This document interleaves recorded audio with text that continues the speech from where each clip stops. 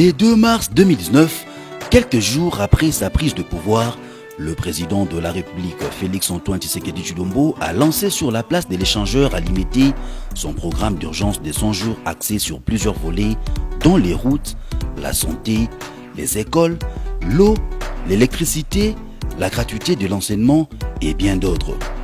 Pour faciliter la mise en œuvre de ce programme, sur instruction du chef de l'État, un comité technique spécifique de suivi a été mis sur pied au lendemain de cette annonce. Ce comité contenait une équipe de supervision composée de 9 personnes, notamment les directeurs de cabinet du chef de l'État, Vita Kamere, le 4 directeurs de cabinet adjoints du chef de l'État, à savoir Désiré Cachemire Eberand, Guilain Nyembo, Ketsi Mpanou, Olivier Mondongi et l'ancien ministre des Finances Henri Yave, l'ancien ministre des ITPR Thomas Louaka, l'ancien ministre des Budgets Pierre Kangoudia et Deogracias Mutombo, gouverneur de la Banque centrale. Au-delà de cette équipe de supervision, il y avait aussi une équipe de coordination chapeautée par l'ambassadeur itinérant du chef de l'État, Nicolas Kazadi. Concernant l'habitat, je vais initier la construction de logements sociaux, notamment des maisons préfabriquées à Maluku, au Congo central, à Bukavu, à Mbujimayi et à Kananga. Ce projet d'une importance sociale majeure a été tiré des tiroirs du ministre du Développement rural du gouvernement Tshibala, dont l'initiateur fut le ministre Justin Bitakwira, comme l'indique cette correspondance datant du 27 février 2018, adressée à la Direction générale de contrôle de marchés publics. Le 9 mars 2018, le ministre du Développement rural obtient l'autorisation spéciale de la Direction générale de contrôle de marchés publics pour recourir à la procédure de gré à gré pour la construction de 900 maisons préfabriquées par l'entreprise Samibo, faisant d'une pierre deux coups. À la même date, la Direction générale de contrôle de marchés publics accordera aussi son avis de non-objection pour la signature d'un contrat y afférent. C'est ainsi qu'en avril 2018, le ministre du Développement rural avait procédé à la signature du premier contrat avec l'entreprise Samibo Congo de l'homme d'affaires libanais Sami Oubala Jamal. Malheureusement, ce contrat a connu plusieurs obstacles et fut classé dans les tiroirs du ministère du Développement rural. Pour répondre rapidement à sa promesse d'érection des logements sociaux, notamment à Maluku, le président de la République a aligné dans les volets habitat de son programme de 100 jours ces projets longtemps restés dans les tiroirs alors que la procédure d'attribution de marché y afférent était déjà suffisamment avancée. La promesse du chef de l'État étant d'ériger 1500 logements sociaux dans 5 provinces, ces projets initialement prévus pour 900 maisons dans 9 provinces fut réajusté prenant en compte la réduction du nombre de provinces à 5 et augmentant le nombre de maisons, impactant ainsi le budget total y afférent. Poursuivant la procédure, le ministre du Développement rural Justin Bitakwira a introduit le 5 juillet 2019 une nouvelle demande d'avis de non-objection à la Direction générale de contrôle de marchés publics pour la signature de l'avenant pour rendre effectif la nouvelle commande. Le 25 juillet 2019, la Direction générale de contrôle de marchés publics émet son avis de non-objection pour la signature d'un contrat de commande de 1500 maisons préfabriquées avec la société Samibo Congo de l'homme d'affaires libanais Sami Oubala Jamal. Après la concrétisation de la commande de 1500 maisons, le 20 juin 2019, sur instruction du chef de l'État, son directeur de cabinet Vita Kamere a demandé l'avis de non-objection à la Direction générale de contrôle de marchés publics pour un projet supplémentaire d'érection de 3000 maisons des militaires et policiers à exécuter en procédure de gré à gré avec la société Ousmane SRL dans le cadre du programme de 100 jours. Le 27 juin 2019, la Direction générale de contrôle de marchés publics a accordé l'autorisation spéciale de recourir à la procédure de gré à gré pour l'érection de 3000 maisons préfabriquées en faveur de militaires et policiers de la ville de Kinshasa par la société Ousmane SRL au coût repris dans sa facture numéro 030/2019 du 11 juin 2019. Le 11 juillet 2019, sur instruction du chef de l'État, Félix-Antoine Tshisekedi Tshilombo, se basant sur l'autorisation obtenue le 27 juin 2019 de la Direction générale des contrôles de marchés publics Son directeur de cabinet, Vita Kamere, a lancé la commande de 3000 maisons préfabriquées auprès de la société Ousmane SARL. Le 30 août 2019,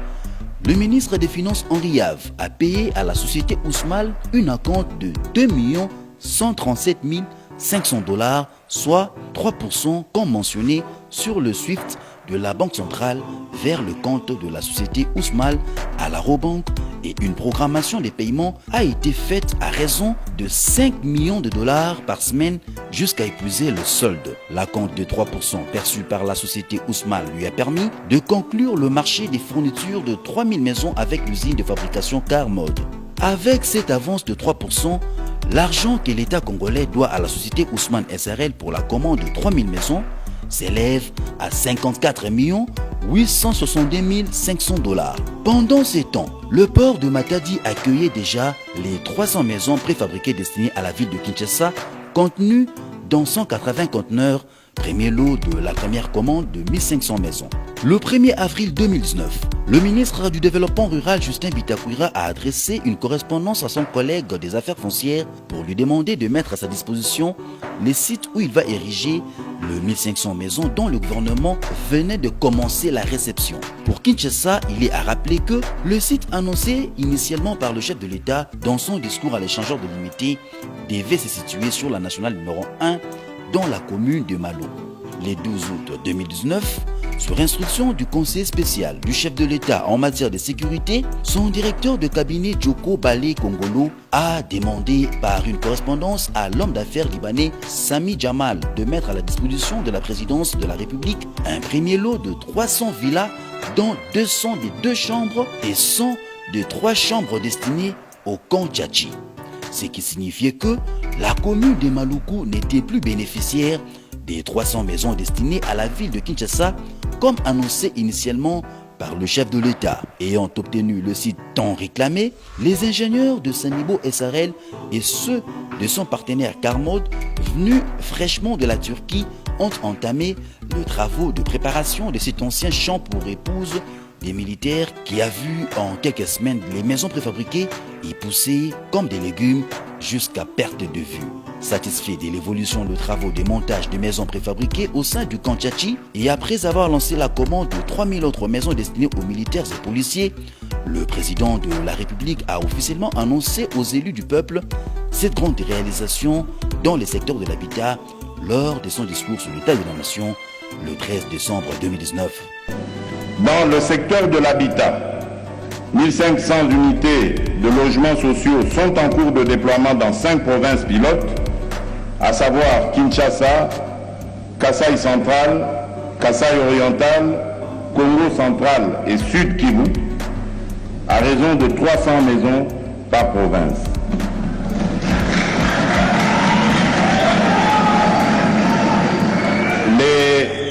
Les 300 maisons préfabriquées de Kinshasa sont en train d'être aménagées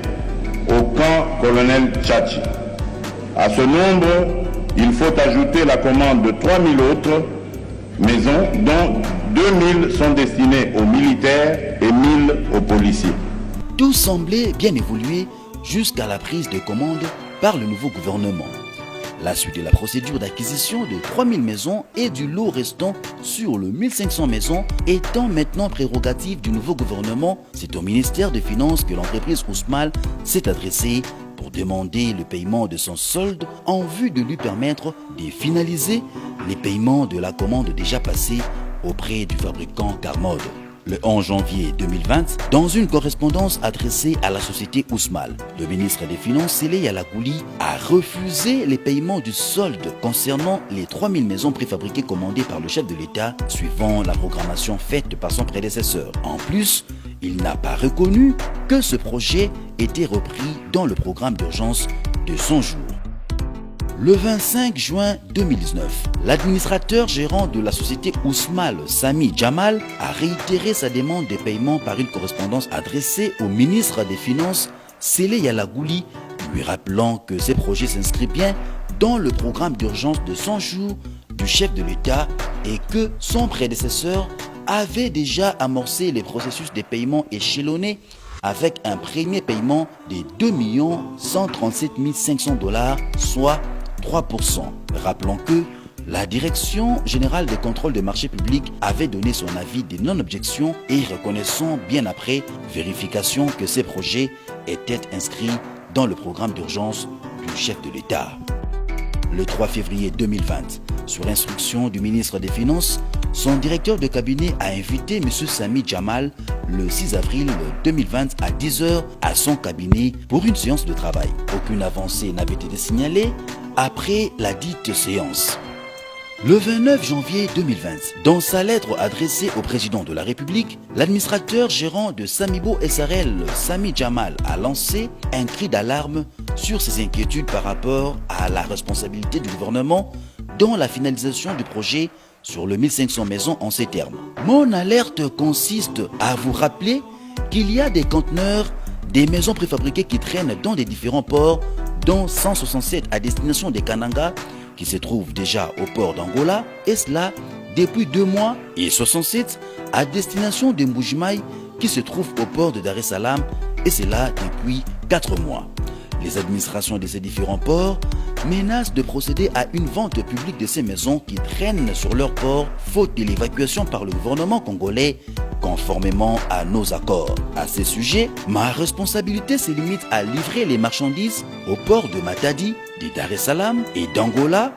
et la responsabilité du gouvernement est de procéder au dédouanement et à l'évacuation de ces marchandises jusqu'au site de construction tel que nous avons fait avec le maison de Kinshasa. En outre, je vous informe que 67 autres conteneurs à destination du Sud Kivu vont arriver d'ici 2 semaines au port de Dar es Salaam. Suite à cette correspondance, le président de la République n'est pas resté indifférent. Il a, par l'intermédiaire de son directeur de cabinet Vita Kamere,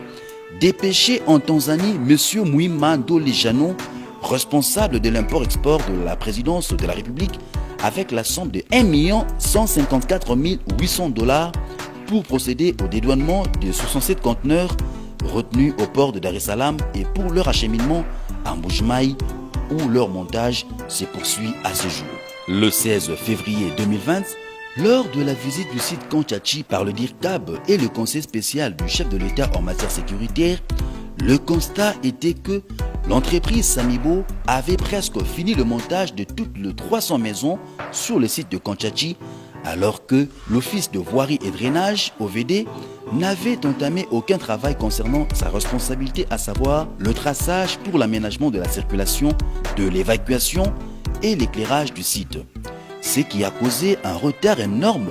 dans la livraison du projet. Nous avons déjà commandé les 1500 logements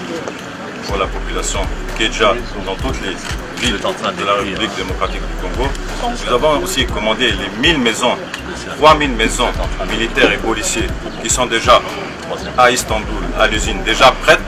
Faute de paiement, nous n'avons pas encore amené ça. Et voilà, tout est déjà là pour les 1500 logements sociaux. Nous avons commencé ici, je pense que d'ici 3-4 mois, nous on finit notre part de travail.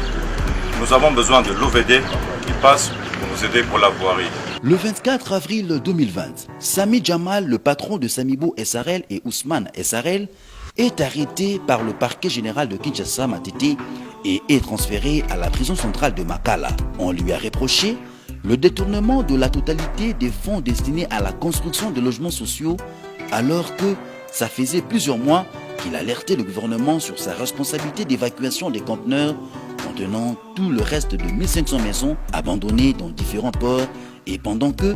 les 300 maisons du Kanchachi étaient déjà montées sur le site et les 300 autres de Mbujimaï étaient en cours de montage. Il se pose depuis ce jour la question de savoir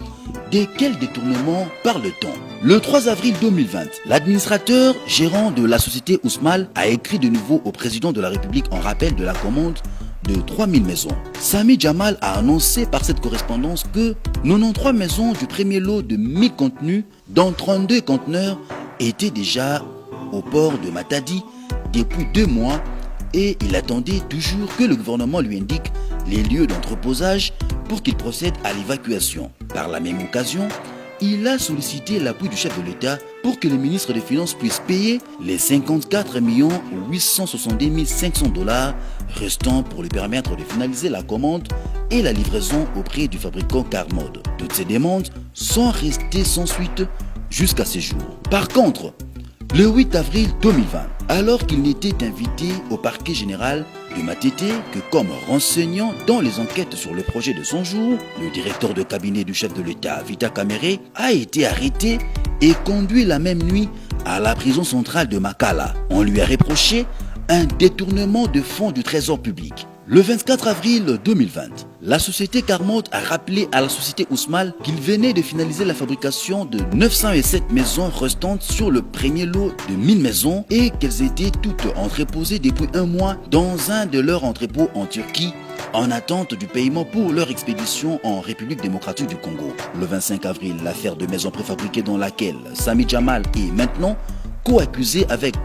Vita Kamere et Mouimandole Jano a été fixée au tribunal pour le 11 mai. Il leur est reproché le détournement de fonds alloués à la construction de maisons préfabriquées, à savoir, premièrement, le 57 millions qui a servi à la commande et à la livraison au port de 1500 maisons. Ensuite, le 2 137 500 payés par la Banque centrale à la société Ousmal pour lancer la commande de 3000 maisons. Et enfin, pour le 1 154 800 $ qui ont servi au dédouanement des 67 conteneurs de Mbujimaï qui étaient retenus au port de Dar es Salaam dans les lots de 1500 maisons préfabriquées. Le 11 mai 2020, Vita Kamere, Sami Jamal et Jano Mouima se retrouvent tous devant le juge sans connaître préalablement le contenu du dossier qui les accuse. Un vice de procédure juridique qui ne peut pas favoriser un procès équitable. D'où le renvoi de la poursuite de l'instruction au 25 mai 2020. Pendant ce temps, alors que Jano Mouima comparait en homme libre, toutes les demandes de mise en liberté formulées par Sami Jamal et Vita Kamere ont été rejetées. Espérons que le verdict final de ce procès sera basé sur les arguments aussi clairs que l'historique de cette affaire que nous venons de vous présenter.